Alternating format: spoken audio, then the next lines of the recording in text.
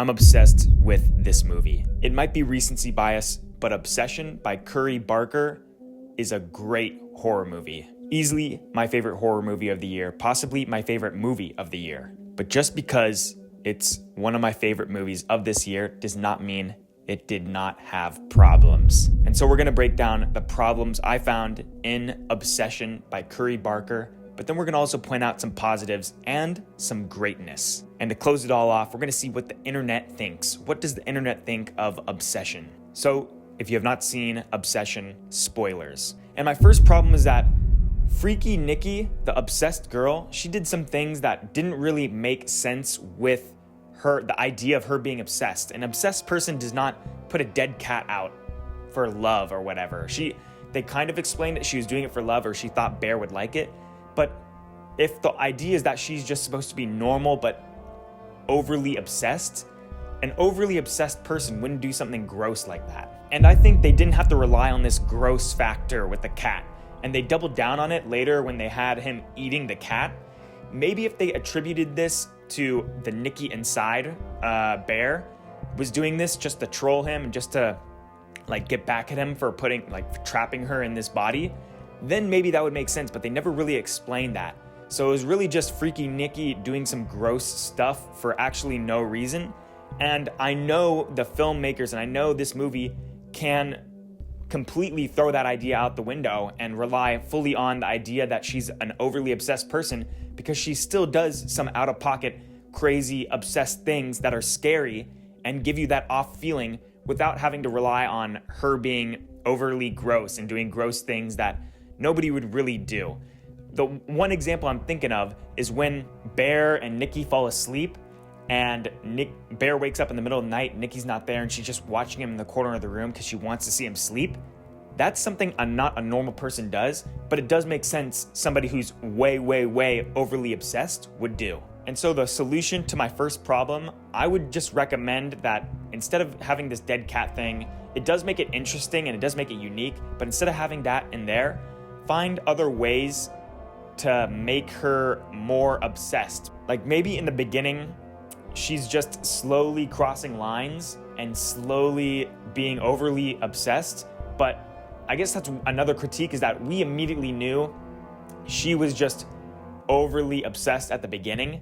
And I wish they would have eased into and blurred the lines between the actual Nikki and the Freaky Nikki. Because imagine if those first scenes, we didn't actually know if she was under a spell or not. And we were kind of, is she under a spell? We kind of related with Bear, thinking that we didn't know she was under a spell or not. But the problem was with the dead cat and this cat stuff and this gross stuff, we immediately knew Nikki was not herself when that dead cat came up. So it kind of broke the idea that you can have this kind of gray area where Nikki maybe is possessed and maybe is under the spell of the wish and maybe she's not. They kind of threw that opportunity out the window by having the dead cat stuff. Because what I'm thinking is, we did know Freaky Nikki was different than the original Nikki. We saw the hints, but imagine if they did just slowly just obsessed girlfriend stuff. They didn't do the crazy jump to the cat stuff. They did slightly obsessed girlfriend stuff. Maybe she shows up to work when she's not supposed to, or gets a little jealous at different times. Instead, we just jump to the dead cat and we're like, okay, yeah, this is not a normal person anymore. I would have wanted them to blend the idea that Freaky Nikki might still be the OG Nikki.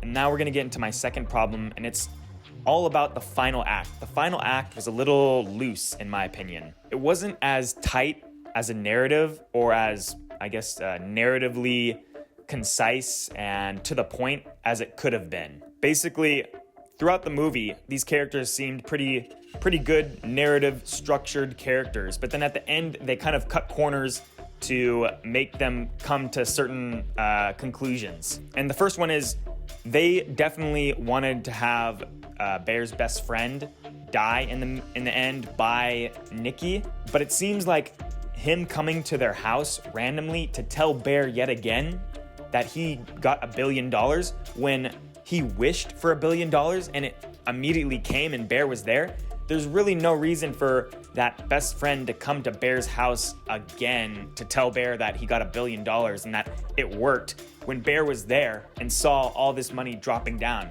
And it really made the best friend extra dumb and not really make sense, because the Bear was explaining all these things to his best friend and his best friend didn't believe him. And then as soon as he did the wish and it came true, it seems like the best friend just completely forgot about everything Bear was saying. I guess there just wasn't enough info or conclusion with the best friend to have his character fully wrap up as tight as it could have been. I still think it was a good wrap up, but it wasn't as tight as it could have been. And this loose narrative and characters not being like logical to what they would have done comes to this idea that Bear was kind of a dumb guy in the very end. He went through all this crazy stuff to try and break the spell with Nikki, and it was really dumb to watch him go back to his house where Nikki is, when he could have gone to any random person on the street and been like, here's this thing called a just wishing stick. All I need you to do is open up this box and say, I wish Bear, the guy standing right in front of me, never made his wish, and I'll give you $100 if you do that. Anybody on the random street would do that easily. So when Bear goes back to his house to make Nikki make that wish, it actually makes no sense. I don't know why Bear would do that, because they didn't hint at him having this type of connection with her. Like, there's no really need. They didn't really explain why Bear needed to have freaky Nikki make this wish. It sort of just seemed like that's the only other character that we've seen in the entire movie, so they have to make that wish for some reason. And that gets into my final problem. It's kind of building off of this. Characters are dumb. Bear and other characters were really dumb in this situation. At the party, when this girl says, "It's not me," stabbing herself with a broken bottle, you're telling me that's not going to be a police report? You're telling me Bear doesn't call the cops when crazy shit's going down in his room? And I get that he's in love with her or whatever and doesn't want to call the cops or whatever, but there's just minor things that if a character was a normal person, they would have done, but in this movie, they didn't do. But that's really a weak point. A lot of the characters did stuff that was really smart, and I wouldn't lean too much. This movie was not a horror movie, all the main characters are dumb trope. It did not fall into that. There's just some small choices that did fall into that. Next, we're done with the problems. Those are really the only problems I had with this movie. And that's how you know I really love this movie, because those are the only problems I had, and they were minor problems. And so we're gonna get into this next section, and this next section is called greatness. Stuff I have never seen in a movie before that this movie did. And the movie gave you certain feelings and experiences that I really have not experienced from any other movie, really. But just right before we get to that, I want to ask you guys, just scroll down, hit that subscribe button, hit that like button, and share this with somebody who's a horror fan. If you just type in that person's contact information and send this video directly to them, because you know that they love horror movies, if you do that, that is greatly appreciated. And that's the best thing you can do for this growing channel. So guys, thank you so much for liking, thank you so much for commenting, thank you so much for subscribing, and thank you so much for taking the time out of your day to watch this video. I really appreciate it. Now let's get into what I thought was some greatness from this movie. And the first greatness was they walked the line between Nikki being freaky Nikki, being a demon and being possessed, but also just a little supernatural, but also realistic. They walked that line really perfectly. Besides the cat stuff, they were walking that line. It's a fine line, and they were doing it completely great. And on top of that, Inde Navarettes' performance was awesome. I honestly think this might be a hot take. Some of y'all might not agree with this, but I think if this film was released a little bit closer to Oscar seasons, I think she would definitely have a possibility of being nominated. And I think this because I'm gonna get a little conspiratorial. Last year, Amy Madigan won Best Supporting Actress for Weapons, and that was a complete horror movie. And this is a complete horror movie, and in the past, the Oscars have not loved horror movies at all. But I think if this movie was just released a little bit closer to Oscar seasons, and depending on what movies come out in the future, this movie still could squeak in there into some Oscar awards. I think Inde Navarette could be definitely nominated for a Best Actress, because she had a great performance. The one that comes to the top of my mind, and this is probably the most famous scene, is when she starts having that public crash out at the restaurant where she says no, no, no over and over again. And when I was watching this, it gave me flashbacks to the Get Out scene where it's the maid and she's saying no, no, no over and over again as well. And I'll show you a tweet later in this video that shows that she was actually channeling that energy, and that's what she was basing her performance on. And I think that she pulled it off. And that also gets into her character and the details in her character that Inde Navarettes pulled off, but it was on top of what the narrative and what the story and what the filmmakers did to build this character.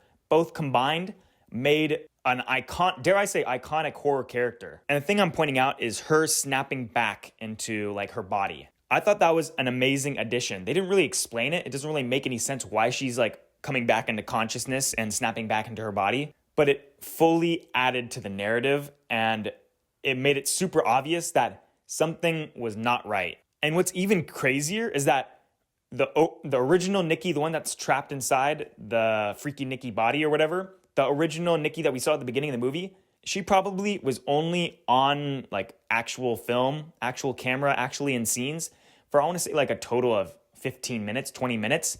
However, she still had an entire character arc. By barely any lines, she still had an entire character arc. And here's a quick breakdown of her entire character arc. As we know at the beginning, Nikki was there before the wish. And this also was kind of like the weaker part that they kind of like dropped off by not having the slow build up into realizing it's an obsessed Nikki. It was kind of, this is where they kind of dropped the ball. The weakest part of OG Nikki's character is because we don't actually know if she likes Bear or not, because there are hints that she does, but there's also hints that she doesn't. And like there's the time where the best friend calls Nikki Bear's girl, and then she says, ew, and definitely that means you're cooked. Usually that means you're definitely cooked. If a girl says ew at the idea of you two being together, you're cooked, Bear, okay? But there were other aspects of it, like in the car ride when they're talking, it was just a little questionable. And so they kind of threw out that questionability when he made the wish, and it was so obvious that she was crazy now, or that she was this freaky Nikki, a separate character. But we're just gonna get into Nikki, the OG Nikki, and her storyline, and that is when Bear was too much of a P word to actually show interest in her, and so he had to go on the wish or whatever, like that, and she came back, and then she was shocked. The first time we see her snap back into her body, she's shocked. She just says, what the F? And doesn't understand what's going on.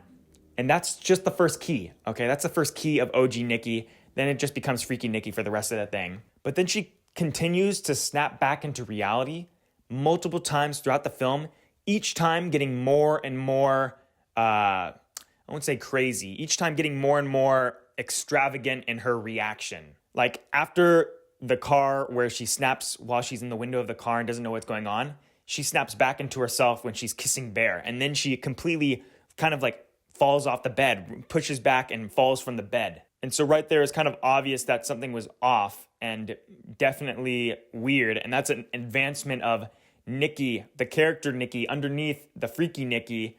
She is having this reaction to what Bear is doing. And it's a more extravagant reaction.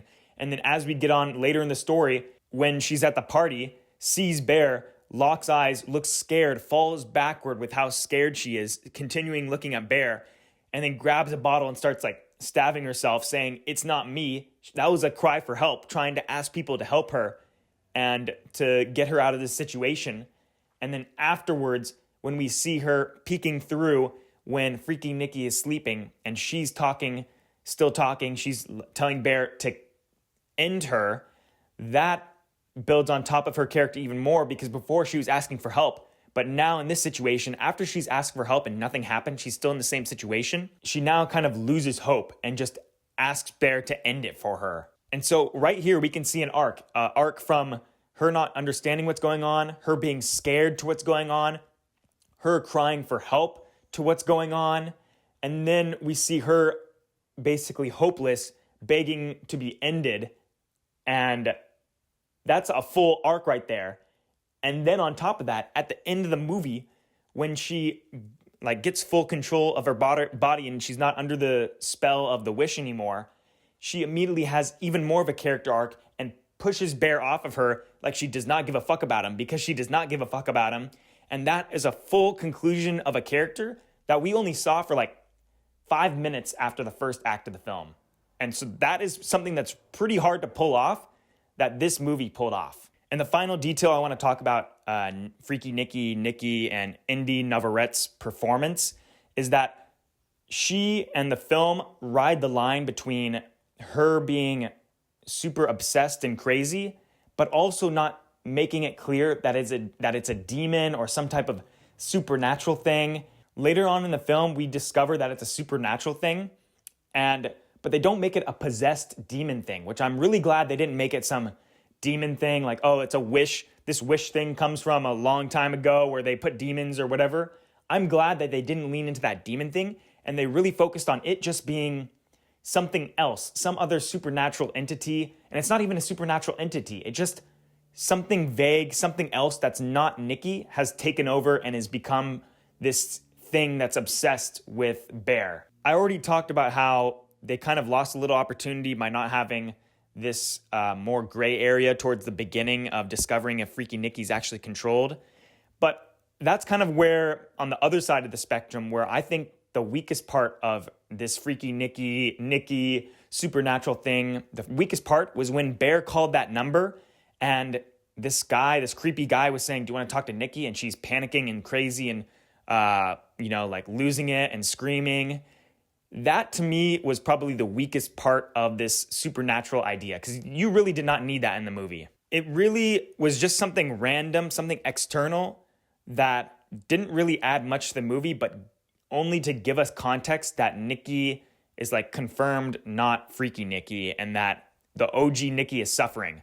I feel like if they leaned more into maybe Nikki coming back more and showing the audience that Nikki is suffering, not through some exposition dump where she's crying on the other end of the phone by this weird guy who's on the other end of the phone, but if they had maybe the OG Nikki come back and do something that shows she's suffering, and they did do that where she's stabbing herself with the bottle and asking for help, but if they added more of that, I think that would have been a stronger narrative choice than just having some external phone call where we hear Nikki is suffering. But to kind of wrap up this point, I like that they did like a possession that's not really a possession. It's more of like a supernatural thing and not a demon thing. I'm glad they didn't lean into the demon aspect or some like overly supernatural thing. Now let's get into just some overall great positive stuff I liked about this film. And that's obviously, it was a great narrative and a great story. Even though I've heard this idea that the idea of a wish coming true but bad,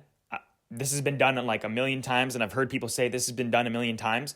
I don't think this falls into that normal wish becomes true but bad storyline, character, or story idea. I'm specifically thinking of an episode of Rick and Morty where they're in a shop where this shop has a whole bunch of like the devil's stuff that grant you wishes, but they're not exactly what you want. Like, somebody wishing their cat would come back. Like, oh, I want my cat back. It died last week. I want my cat to come back. But then it comes back as a zombie or something. Like, that's kind of what I think when people do this, like, wish that's not your wish coming true. That's kind of what I think of when people talk about this. But this movie was not that. This movie was not like a devil wish that comes true. This movie was literally, he got exactly what he wished for. Everybody gets exactly what they wished for. And that was cool because it's not some supernatural idea behind the wish. It's literally exactly what you ask for, and it's because Bear made this wrong wish that this whole situation occurred. And we see that because he wanted to modify his wish, because this idea that this movie did could have gone horribly wrong, and it could have gone overly way too much into the cringy aspect. Because imagine the same wish, I wish she loved me more than anybody else, that could have gone overboard. Like, imagine he starts talking with somebody and then she just immediately kills her. Or she traps him in a room and cuts off his arms and legs and he can only stay there and all she gets to do is just watch him all day. It could have gone really wrong, but they kind of brought the idea back to earth and made it cool. It's kind of hard to explain, but this idea where a guy makes a wish that I wish she loved me more than anybody else, they could have made this story completely wrong by having her do some crazy shit, and it would have been super cringe and super typical horror movie shit. But instead, they chose to like ride that line between kind of medium obsessed, kind of advancing the story obsessed, and that's kind of cool. Because I'm specifically thinking about the scene where she allows him to go to work alone. When they're not scheduled at the same times and he goes to work alone, I was thinking, and I was gonna probably cringe if she didn't let him go to work alone. And obviously he sees the door and it's taped shut, and I'm like, okay, they're definitely not gonna let him go to work. But he opens the door and still goes to work. And I thought that was really cool because it just shows that she is just obsessive. She's not overly obsessive. Even though he wishes that she loved him more than anybody in the world, she's still not overly obsessive to where she becomes overly violent. And maybe that's what I'm talking about here, is that she was never overly violent or overly physically controlling. And I like that. I like that they still had Bear have some freedoms and showed kind of the consequences of him having those freedoms with her, instead of her just completely controlling him and being completely obsessed. Like, there's even a point in the movie at the beginning where she rides home with the best friend. She goes in the car ride with the best friend and acts normal. The best friend doesn't notice anything at all. And so that's kind of cool that there was some separation. She wasn't completely not herself. She was still Nikki, but she was just an obsessive Nikki, so to speak. Basically, what I'm trying to say is I'm glad they didn't go too much into the she's crazy for Bear type of vibe. And they kind of held back and had some restraint with it. And that showed up in the film. That showed up in the narrative really well. My next positive, and this is a hot take, I think Bear was actually a really interesting character. I'm not going to speak for every guy out there, okay? But I'll speak for me. There have definitely been times where, you know, you make that wish. You're like, oh, I wish this situation, this girl liked me more or something like that. I'm speaking for myself. I don't know if all those guys, every other guy does it. If I was a guest, every guy's done this before in his life, but I'm speaking for me. I've done that before. So I can't really blame Bear for breaking this random wish he found at some voodoo shop that they were just explaining that crystals have different vibes and crystals give different vibes. And he buys a random wish thing. I can't blame him for making that wish, is what I'm trying to say. But I do want to separate the fact that what you can blame Bear for is everything after the fact. Everything after he does with the wish is when his character kind of gets out of pocket. But I think that's what makes the movie and the character interesting. It's the fact that he is kind of not a protagonist. Even though he is the main character, he's not a protagonist, and that's interesting. I looked up what this term is called because I didn't really know, because he's not an anti-hero, because an anti-hero is kind of like a hero with non-conventional aspects, non-conventional morality. He is a villain as the main character. And what they said online, this is called a villain protagonist, and I think that's an accurate description. However, I don't think he was a villain protagonist the entire movie. And I'm just going to touch on this topic with Bear because I'm going to make a whole video about Bear and what the character of Bear kind of says about people and guys today as a whole. I'm going to talk about that in a separate video, but I'm just going to touch on it really quick. Bear is kind of the idea that a weak person, a weak character, a weak guy, given a ton of power, turns evil. He's too weak to actually show interest in the girl he likes. So that causes him to make a mistake and use the wishing stick. He kind of takes advantage of her when she's at his house. And then the next day, she says that you were not taking advantage of me. And he feels guilty about it. He says, I wasn't taking advantage of you, blah, blah, blah. He's too weak to actually realize that what he's doing is wrong. At the dinner scene, he's too weak. At the party, he's too weak to do anything about it. After the party, when he's talking to Freaky Nikki, he's too weak to do anything about it. He's too weak to even stand up for himself when she kills his friend, his girl in the car friend. And then finally, the nail in the coffin. Bear is too weak of a character to even end himself, to end her suffering. And I'm just getting that out there. Bear as a character is actually a very positive part of this movie because of how kind of evil he is in a not consciously, not typical villain trying to do evil way. His character is too weak to be a good character. Now, I'm just going to finally mention some quick positives, and then we're getting into the tweets. And the first one is, this movie is genuinely creepy and kind of like a creepiness I haven't seen in a long time. Because they really didn't have any scenes where she became some type of gross or scary looking character. She was always this kind of attractive girl. And so the way they can convey this attractive girl in a scary way is pretty cool. Like, they didn't lean on a monster or something that she turned into at the end of the film. It was just her with extra exuberance and stuff and her actions are what made her creepy, not her looks or what we saw in the film. It's what she did, which I think that's really cool. On top of that, the supporting actors and all the characters within surrounding Bear and Nikki were really good too. Sarah, the girl who was getting into college, she was a completely wholesome girl, did nothing wrong, and that's why her death was so tragic. And she didn't really have any huge part of this movie, but she still had a full character arc and you could fully tell her vibe based on what she was in, and she wasn't even in this movie that much. The best friend in this movie was also deep.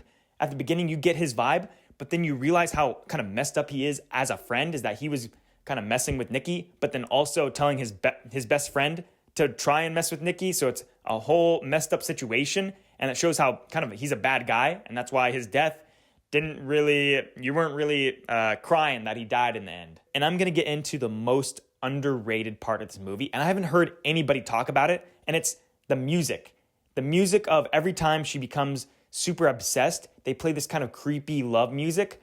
I thought that added to the idea of her obsessed personality and Freaky Nikki personality. I thought that was a super awesome addition, because now whenever I hear that music, anytime, I'm going to get that weird feeling, that creeped out feeling that this movie really plugged into your brain with that iconic music that they played. The cinematography was great. The makeup, which I'll show you in one of these future tweets, was great. Obviously, the narrative was funny. I thought the cat choice didn't really do anything good to the narrative, but I thought it was kind of cool to see. Overall, those are my positives for this movie. Now we're going to get into some tweets.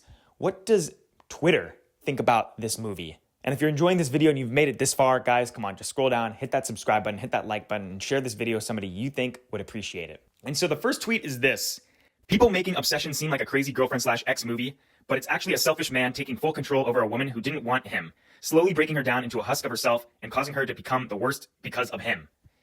And this, yeah, I completely agree. I kind of disagree with the husk of herself, because there wasn't really enough of the OG Nikki to tell that she was a husk of herself. I actually think the Freaky Nikki kind of had a lot of depth, because really Freaky Nikki is kind of just as much as a victim of Bear as the OG Nikki is. Freaky Nikki really isn't a villain. She's just kind of a victim of the state that Bear put her in, the creation that Bear made her. She's just a victim of Bear's wish. Freaky Nikki isn't really a bad character in this movie. She just does things that Bear wished for. Now we've got a video that's of a tweet, and it's Inde Navarettes tells us about her inspirations for Nikki in Obsession. Oh my God. You said you watched a lot of horror films in preparation for this. Before we even started filming, we watched Hereditary. Peter!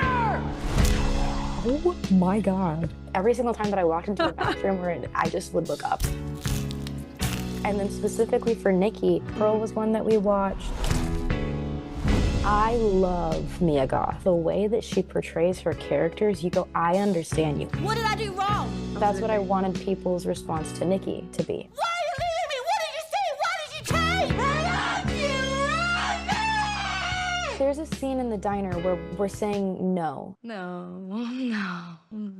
And there was a scene in Get Out where a person's underneath another person. Don't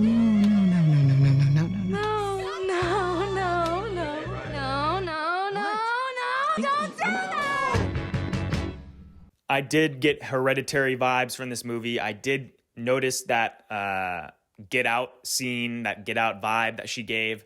So overall, very cool. Next is Inde Navarettes' makeup in Obsession. And this is really cool because you don't really notice it. This makeup you can't really notice. You never actually see this makeup in the movie. It's so dark that you just see the the image and the vibe that this makeup gives in the dark room that give you the feeling that she's creepy. Because if they just had her normally in the corner of the room, it might not give that idea that she's creepy in the corner of the room because she's just like a normal girl and she's not this crazy monster. But with this extra makeup addition, she becomes kind of a scary monster without fully going into that scary monster showing you in HD that you see. It's just slightly leaning towards more creepy because of the subtle makeup that they do. The next tweet is, The Obsession, horror movie made for $750K, drop in theaters May 15th, tracking 8 million opening weekend, opened to 17.2 million instead, hit 30 million in 1 week, top box office Monday, Tuesday, Wednesday, beat Michael, Devil Wears Prada 2, Mortal Kombat 2,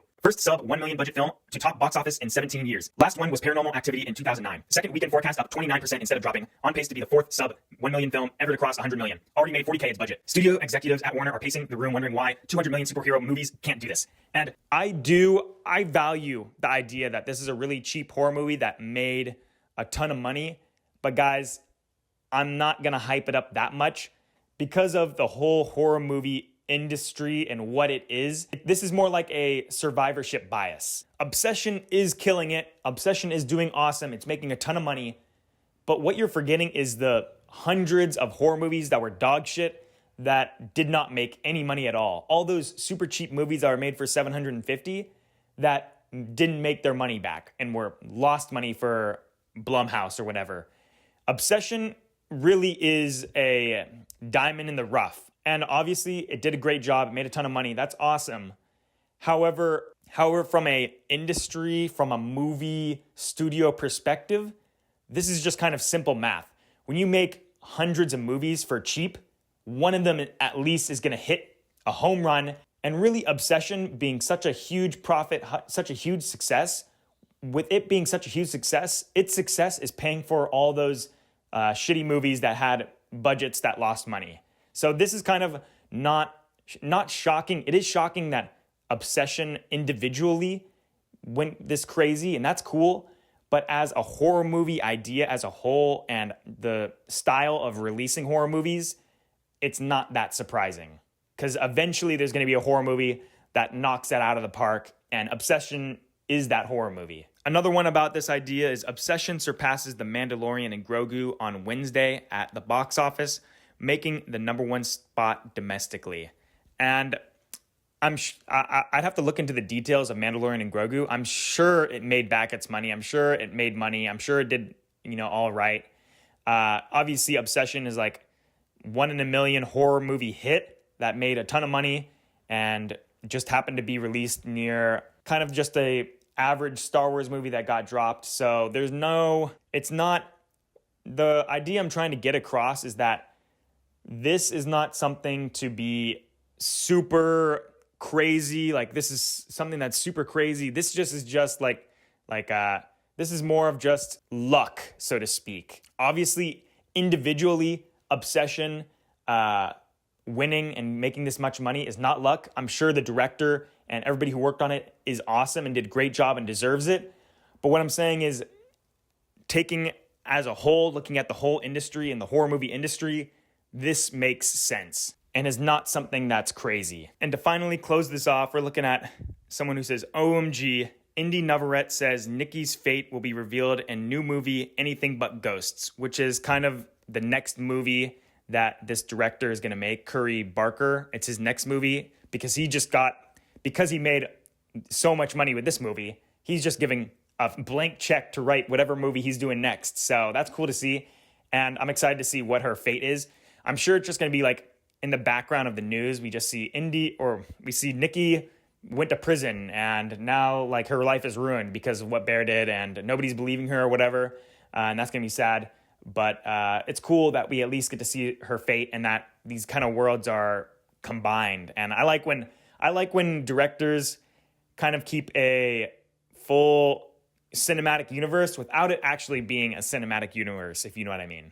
But guys, that is all we have for today. Thank you so much for tuning in for this pretty long video, but I think it's long enough because of how much I like this movie and how much I had to talk about this movie. And if you've made it this far, thank you so much for taking your time and watching this movie completely. I greatly appreciate it. And if you love this channel, if you loved what I had to say, make sure to scroll down, hit that subscribe button, hit that like button, and comment something.